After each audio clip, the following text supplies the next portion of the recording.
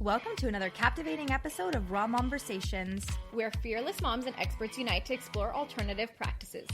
Hey there, I'm Ally. And I'm Melania. Our mission is to empower your one-of-a-kind parenting journey. Join us as we explore unconventional birthing and parenting methods. Get ready for inspiration, authentic stories, and unwavering family love. Together, we're rewriting our rules of parenting one bold step at a time. So without further ado, let's kick off this empowering conversation. Raw Conversations, where fearless motherhood leads the way.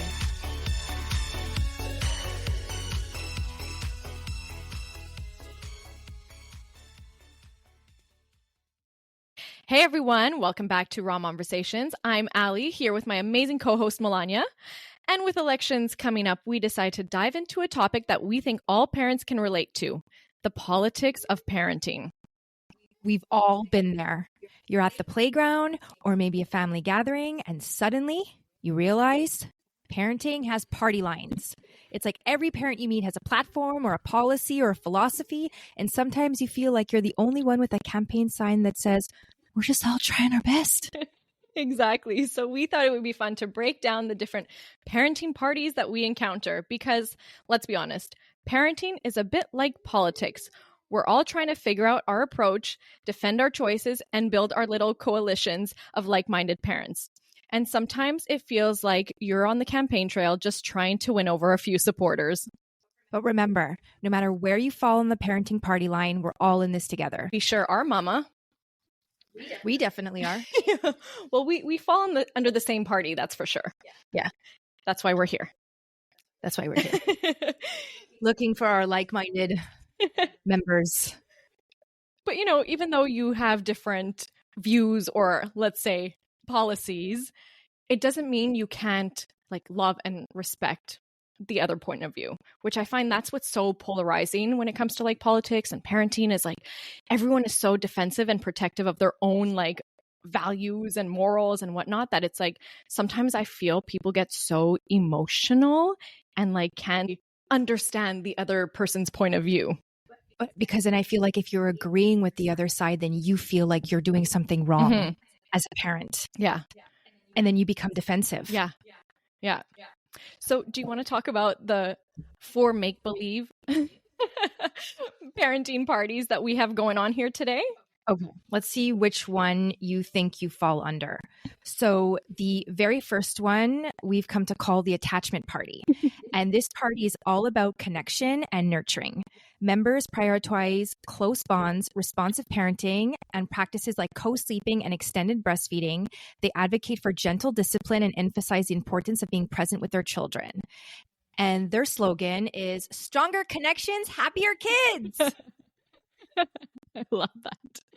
Our second parental political party is the Free Range Alliance. This group believes in fostering independence and resilience in children by allowing them the freedom to explore the world. This party emphasizes the importance of a holistic approach to parenting, which includes not only emotional and social well-being, but also physical health and nutrition. And their slogan is, "Let them roam, let them grow." Interesting. Okay. And the third one is called the Structured Society. This party values routines, discipline, and organization. Members focus on setting clear boundaries, implementing consistent schedules, and often advocate for let them roam and let them grow. Our third co-host, Grace, in the house. Where was I? They believe that a well-organized approach leads to success and stability. And their slogan is order and routine for a bright future. And then the last one is the Evidence-Based Parenting Coalition. This party prioritizes recommendations from healthcare professionals, pediatricians, and official guidelines from organizations like CDC and WHO. Members emphasize following medical advice regarding vaccinations, nutrition, and safety protocols, advocating for practices backed by scientific research. And the slogan here is "Science and Safety for Strong Families." So which one do you think you fall under? Okay. I mean, probably off the bat, I would probably fall into the Structured Society only because of how routine and organized I kept things with Marcus. Yeah. And just for, I feel like our structure and our mental health during the entire process with our children. Yeah. And I do believe children thrive under structure. Yeah. However, it's hard because I feel like there's also a mix of the attachment and free range. Attachment only because I did co-sleep. I gave in when it came into the whole sleep training. And free range, you and I have such a holistic approach when it comes to healing our children. Exactly. You know? But I feel like on a day-to-day, I'm probably a structured society. Is right. Yeah. Grace agrees with you. Where do you think you fall? I would say the same thing. That's for sure. We're definitely living like a more holistic lifestyle, yet organized and disciplined. Do you know where I feel like you start to get a little sense that there is a political spectrum amongst parents? Tell me. I feel like it starts with people's birth stories. You know, when you announce that you're pregnant and then you start to hear everyone's birth stories and then the unsolicited advice or things that come with everyone's different births. Yeah. I feel like that's when you start to understand you're entering an arena. Especially when you tell them you're not doing it in a hospital. Then you're put in a whole different, behind a whole different line, I feel. And they judge you and they, but it's like, instead of like judging me, why don't you, ask me why and how did you come to that thought? Or, very, like people are very quick to judge without asking why. Right. Maybe these people would fall under the evidence-based parenting and would just assume, good one. They give birth in a hospital, correct? Yeah. And then you're totally going against that. Yeah. So need to defend their side. Always. So, but that's perfect. So would that could be considered an example of where you came into contact with another party line and you felt judged? Oh, for sure. For sure. I mean, even to this day, giving birth with a midwife, it's just the funniest reactions. Oh, I know, you're so brave. Oh my God, I would never. That's what I love. I would never. Well, no one's asking you. No one's asking you if you would. I'm just telling you I did. Right. How about you? Being judged.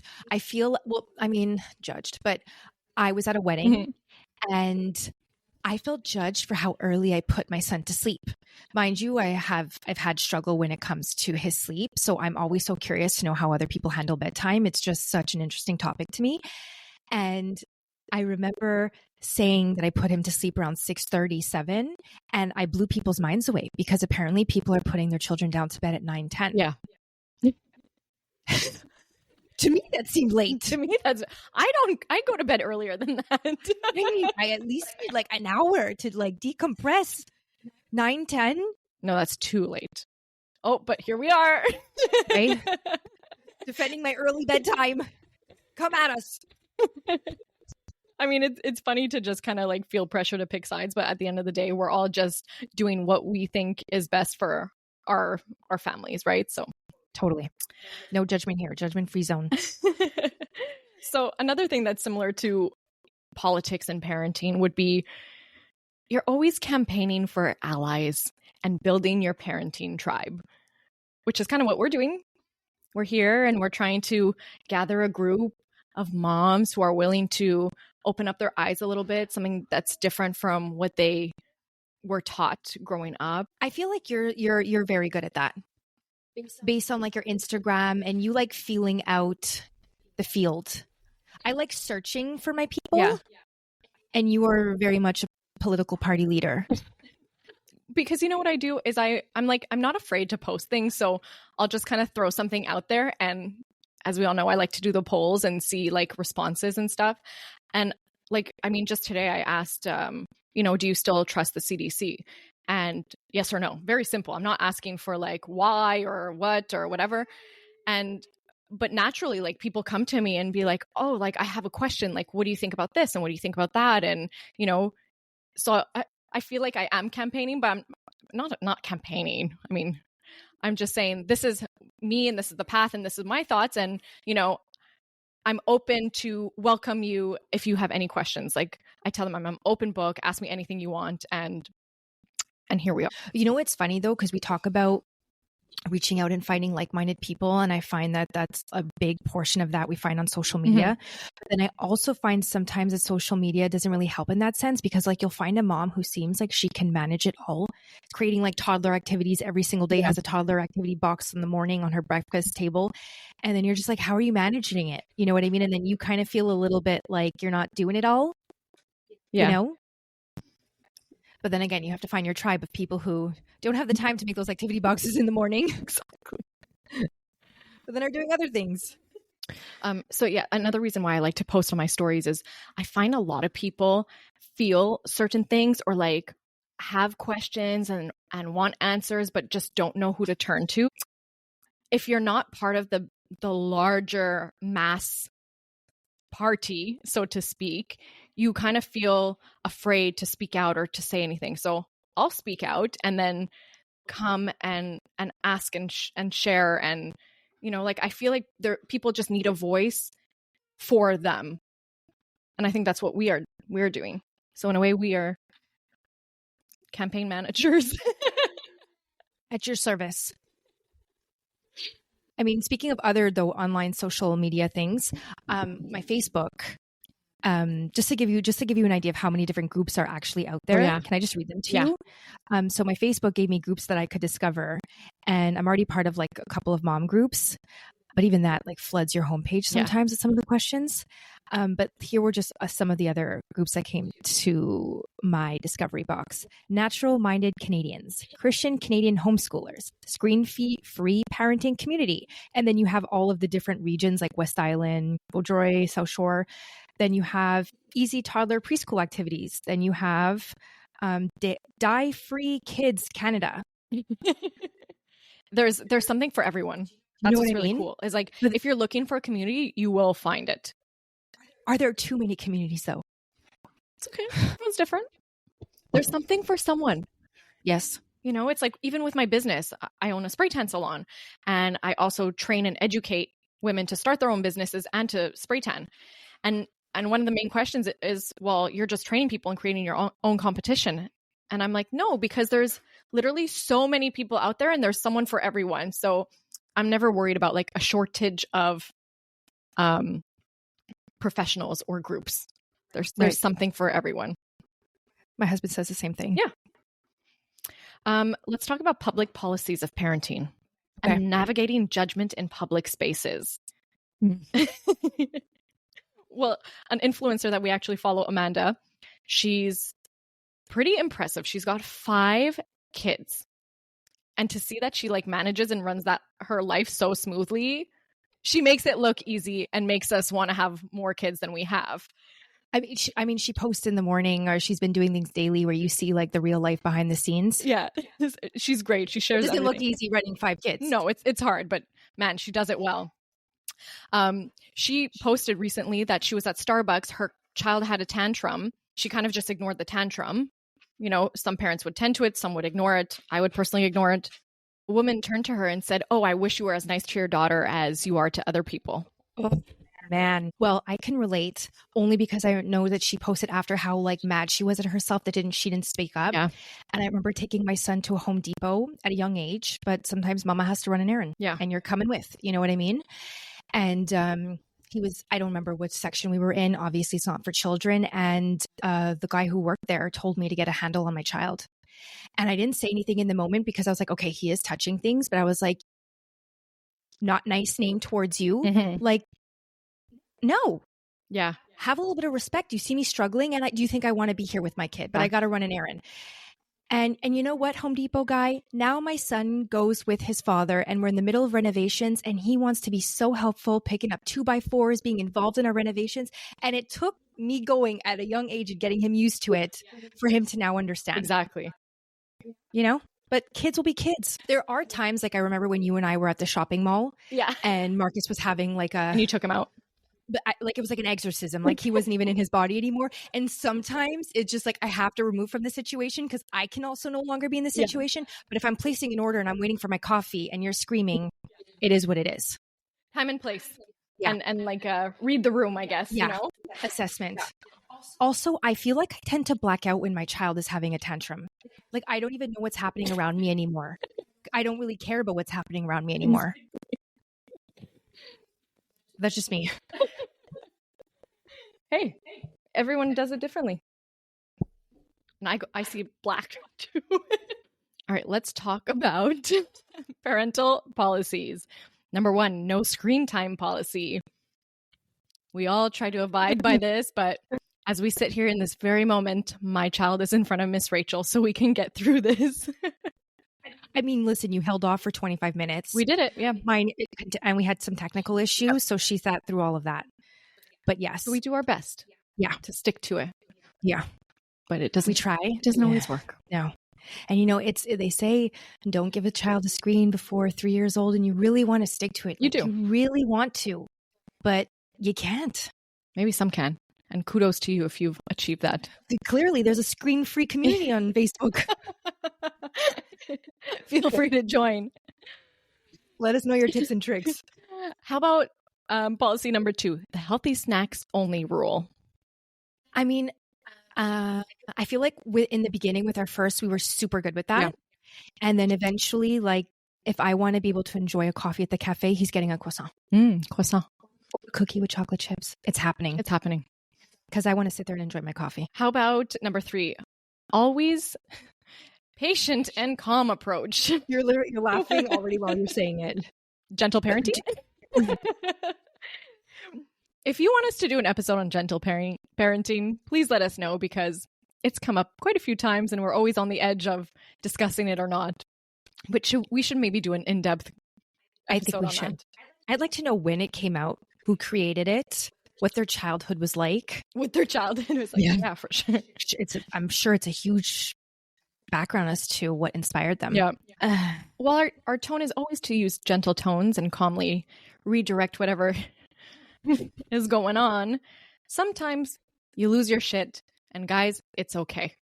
You know what I've learned, which I think maybe previous generations maybe didn't, and I'm not judging anybody, but I think like I've learned to say sorry. Yeah. Like I will acknowledge if I've yelled, lost my cool.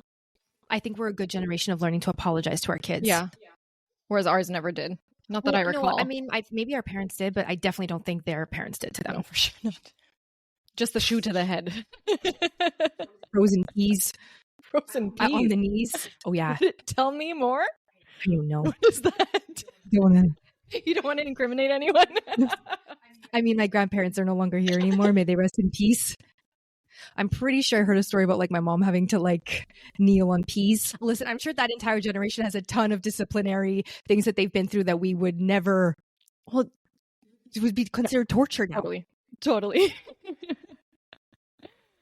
Number 4. The public tantrum neutralizer. Stay cool and calm and collected.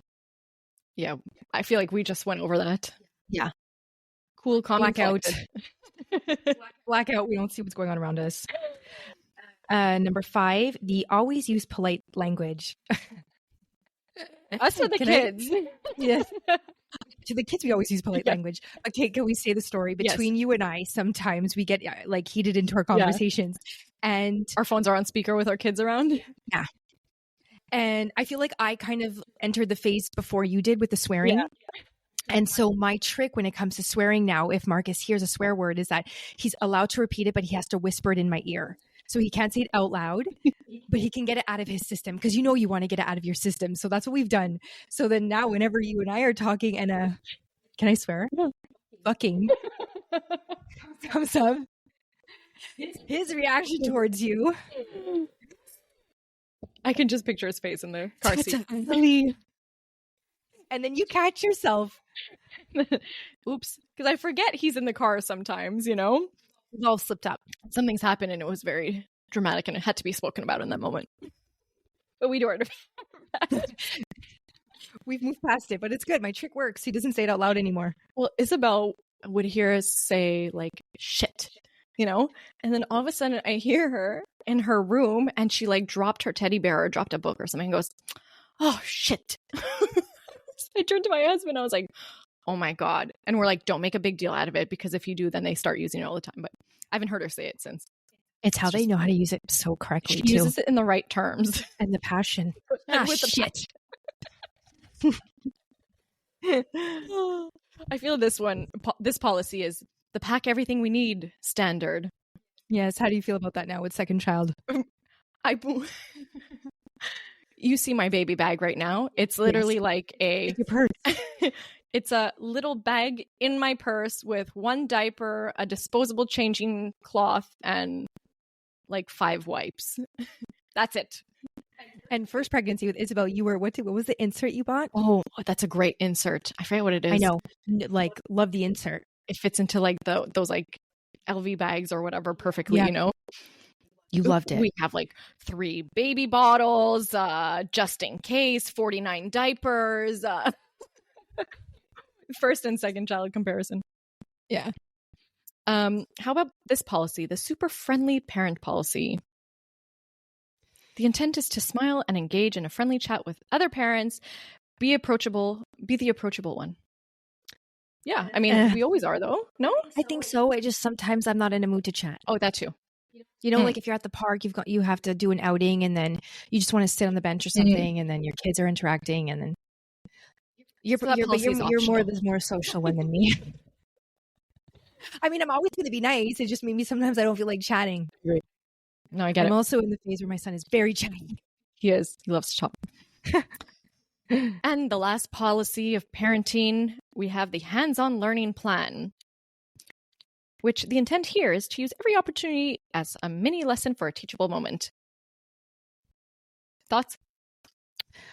Like, see, I have Isabel in the kitchen with me. I make her wash all of our fruits and vegetables now. She loves it. It gives her something to do. Oh, yeah. Yeah, if you mean in that sense, totally. So she's learning, you know? Yeah. Oh, I'm now teaching her how to make her bed. Yeah. Responsibilities, I think, is super important. Marcus is like so part of the renovations with my husband. Amazing. And that work ethic. Yeah. I mean, I'm all for that. Yeah. Coming into our last segment of this afternoon or evening or daytime, whenever you guys are listening to this, let's talk about handling the opposition and the criticism and yet staying true to your platform. I feel like this comes with practice, especially when you're a new parent. Wouldn't you agree? Yeah. Because I feel like in the beginning, maybe you feel the need to explain or defend yourself or get really, whatever it might be. Like with some of the things we were in the beginning with like solid starts and convincing our parents about it. Sleep training. That was a big one. Yeah. Until everybody realized our children were sleeping. Yeah, it's true. You know, I mean, everyone was against the sleep training. And now looking back, or like us leaving a party early or something early, and they're like, oh, come on. And we just stuck to our policy. And now they look back and they say, oh my God, you have the best sleepers. Right? Why? Because we stuck to we are a structured society. What's our slogan again? Order and routine for a bright future. And you'll always come across someone who's going to oppose you or want to criticize you. And I believe in just standing firm in what you believe in, regardless of what it is. Yeah. And that's it. Just being confident in your decision. You know what's best. What's the expression? My kid, my policy. Yeah. Or vote for chill parenting. Love it. Or we're just all trying our best. You know, at the end of the day, parenting isn't about winning or losing. It's about doing what's best and finding those who support you along the way. You know, the ultimate platform is a happy, loved, and thriving kid. Couldn't agree more. You were mentioning it before, like those memes when you see, it says, if you are struggling or you find parenting a struggle, it means you're a great parent. That's it. Happy election season to everyone. This whole podcast, obviously, these 4 parenting parties don't really exist. We just want to create something fun and light for everyone, and peace and love. Happy kids. Well, politics can be so polarizing. Politics can be polarizing. Parenting can be polarizing. Just remember to be patient and listen and love, and try not to be so emotionally charged. Couldn't agree more. We'd love to hear your thoughts and comments on the whole parenting arena. So like, listen, subscribe, 5-star, share, 5-star. Thank you everyone for listening. And that was another raw and real conversation. See you next time.